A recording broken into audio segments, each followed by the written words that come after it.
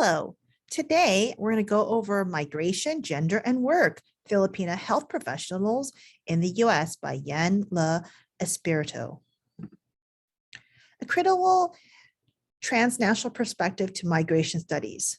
This is a chapter in Contemporary Asian American Issues, book by Min Zhao and edited by Anthony Ocampo. She begins her study of looking at the Philippines, and she talks specifically about the Spanish colonialism from 1565 to 1898.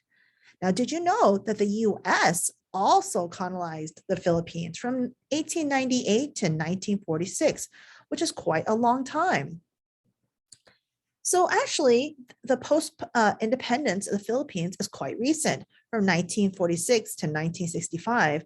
And later, they're under Marcos from 1965 to 1989. And now they are under President Duterte, 2010 to present.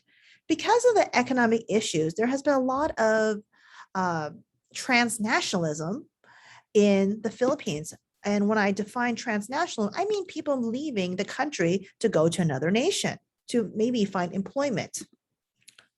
Something about the Philippines that one has to focus on is the concept of US or neo-colonialism. Are they still being colonized now? One could argue that because a lot of their teachers, doctors, and lawyers are actually being brain drained into other places. Also, the Philippines has had a history of elite mismanagement. So we have a very highly educated population with one of the most educated places in Southeast Asia, but you don't have the jobs to compensate for all the number of BAs, and there's actually quite a few.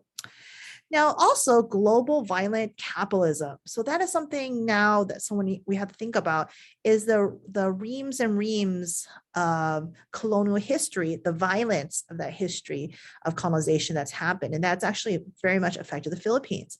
Now, Filipinos are now in over 130 countries, but the ones in the US are, quote, the permanent settlers, right? They're there forever, right? A lot are actually, many are documented and some are actually also undocumented. How is Filipino migrants different from other Asians? Well, number one, they have a colonial status. They've been a colony of Spain for over 100 years in the US, so they're quite westernized in that way. Their race phenotypically can range from whatever hue to the both spectrums. Okay, education.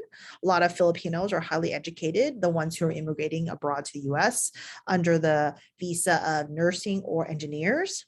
Labor pool. Well, a labor pool is they kind of intersect in all areas, the highest as doctors and engineers and nurses, and more working class, and to maybe domestic workers as well as undocumented. Now, the language skills for Asian, actually, they probably have the best language skills, one of the best in their speaking ability in English, but also sometimes they speak Spanish as well. Their marriage rates are very high. Filipinos have a high marriage rate. And again, phenotype is all over. Gender, it used to be mostly females for nurses that came in as nursing a visa, but now we have more males. And so again, they're spanning all the different occupations, but particularly we have a visa for nursing and engineering. Now, why do Filipinos migrate to the US? Well, unequal links between the third world and the first world. Today, global world is not just a glorious hybrid complex mixity. It is systematically divided and produced. Okay, so for instance, they had colonialism that pushed people out of the country to find jobs when there's a lot of disruption in the nation. Prior, there was a flow of population, goods, army, capital, and culture displaced Filipinos. Okay, so obviously the colonization displaced them, and it spurred migration of Filipinos into the United States. Now, again, U.S. colonialism, right? The Philippines has really deeply been colonized by the U.S. Number one, the U.S. imposed the English system and for the schooling. Also, their college system is in English, which is very much in line with the American system. So very much their, and especially their medical schools and their medical being trained is actually American system. So again, many Americanized Filipino values and aspirations, and under US occupation, they transformed schools and hospitals to be American system. So again, Edna Bonacich and Lucie Cheng argue that pre-war II immigration of Asians has to be understood in the development of capitalism in Europe, United States, and the emergence of imperialism, especially in relation to to Asia. So again, imperialism, the wars, colonization of Southeast Asia has an effect on why Filipinos are here.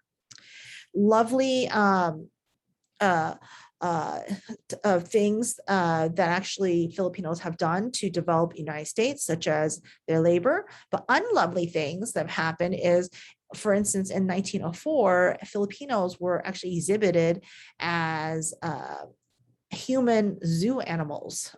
So again, here's an advertisement for human exhibits from the Philippine Islands in the World Fair in St. Louis in 1904. 1,000 Filipinos displayed. Again, you see how Asians were used as props, and unfortunately also other groups as well, such as African Americans or Africans, excuse me.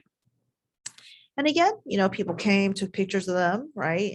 They're just regular humans, but just the racism of the time and continuously. This actually really intersects what's going on now. So we have US colonialism, labor recruitment, and the production of Filipino nurses. So I really highly recommend you read this book by Catherine Choi, UC Berkeley professor. She argues that nurses came to the US because of the prior colonization where the US wanted to, quote, civilize and, quote, sanitize the Filipino body. You have scientific papers published that said Filipino bodies were, quote, carriers of foreign antibodies and germs. Now, does that remind you of COVID-19? That it should, because it's actually the yellow peril discourse, right? So you see how it's gone over all Asians, not just, Chinese now or all Asian Americans, but actually even previous to Asia. So that's like kind of fascinating if you want to get more into Asian American studies. Philippines sends many nurses to study in the US for exchange programs, and many of these exchange students stayed, and mostly were women, and now there's a gender reversal, men are coming. So women feel more free economically. So I highly recommend you read these books that just recently came out, and they're about the new Filipinos that are happening in Filipino culture that's happening in the Philippines, but also in America. Again, great graphic novels. I want to highly recommend you read I Was There, American Dream, great graphic novel. And America is in the Heart by Carlos Busalon, very interesting. And I think UC Davis actually has a Filipino center named after him. So I really think that you should purchase these books. I highly recommend it. And if you're interested in the history of the Filipino people, I would look into this book, or Filipino American Psychology, or the History of the Philippines. Highly recommend these books if you're like really interested in Filipino studies or Filipino American studies. And if you're specifically into Filipino education, I highly recommend that you look at, quote, the other students, Filipino American Education and Power. Really great. And the Latinos of Asia. So these are really great books that you can look into that I highly suggest that you read.